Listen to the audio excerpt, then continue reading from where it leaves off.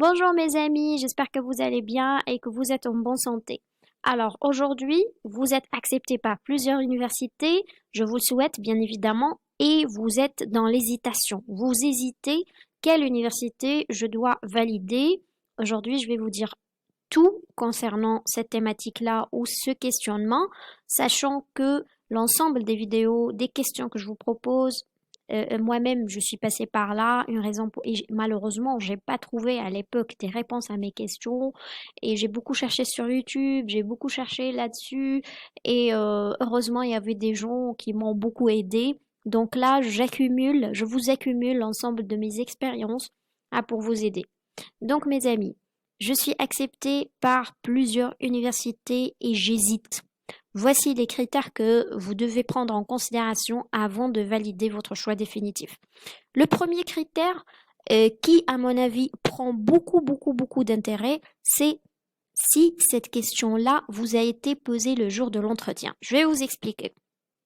Le jour de l'entretien, il y a certains étudiants auxquels l'agent Campus France pose une question simple. On vous dit, vous êtes accepté, supposons, par toutes les universités, laquelle qui vous intéresse, laquelle que vous allez valider et pourquoi.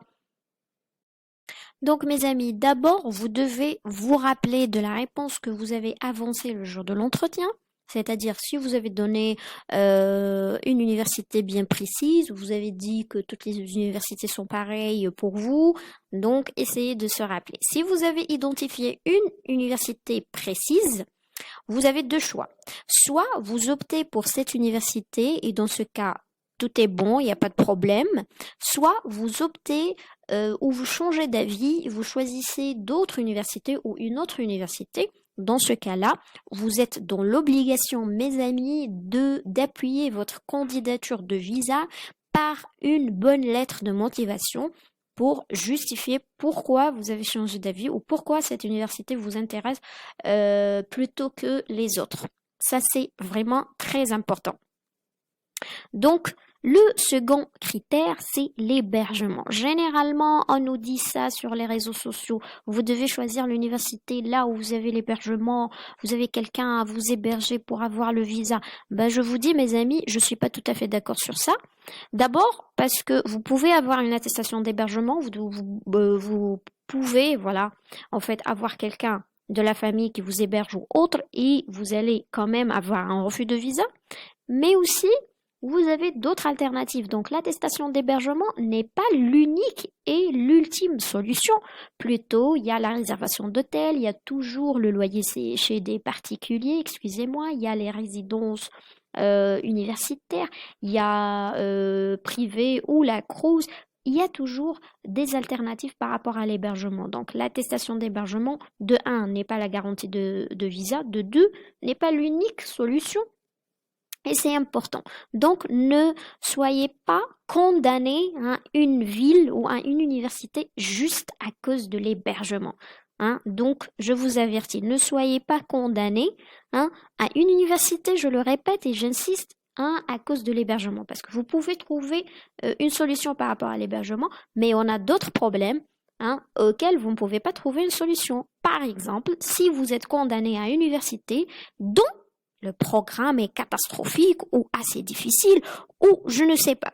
D'accord? Par exemple, si vous optez pour une certaine université, une université précise, juste parce que vous avez l'hébergement là-bas, alors que vous voyez que le programme est très difficile, les modules vraiment très durs, il y a une surcharge d'études chaque jour, plusieurs stages, plusieurs travaux, je sais pas moi.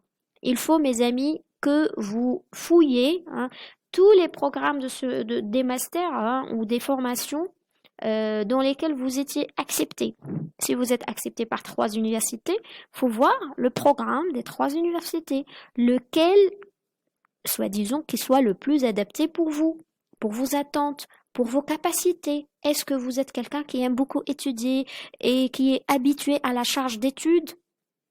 ou bien vous êtes quelqu'un plutôt qui aime le léger, hein, un programme assez léger, un programme qui ressemble au programme que j'ai déjà vu dans mon pays d'origine, et ainsi de suite. Donc le programme, c'est très intéressant, mes amis. Vous allez en tout cas, je sais que l'objectif pour la majorité, c'est de quitter et pas d'étudier, mais en tout cas, une fois en France, vous aurez besoin d'avoir un diplôme français. Vous aurez besoin de ça et vous aurez besoin d'avoir le diplôme. Donc, vous êtes dans l'obligation d'étudier ce programme. Donc, ne laissez pas le programme en marche. Il y a un point aussi assez intéressant. Je connais que la majorité, je suis déjà passée par là, je connais de quoi je parle. Je vous le rappelle toujours. Je sais qu'au début, on choisit en fonction des villes, en fonction de la famille, en fonction du travail, en fonction de ceci, cela.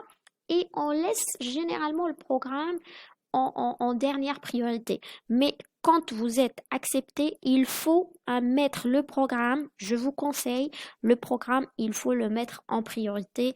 Il y aurait pas question. Il n'y a pas vraiment un choix. Le programme, vous allez l'étudier en tout cas. Donc, vous êtes dans l'obligation d'y jeter un coup d'œil et pas n'importe quel coup d'œil, excusez-moi. Un coup d'œil vraiment minutieux et sérieux parce que vous allez étudier ce programme. Donc, faites attention à ça, mes amis.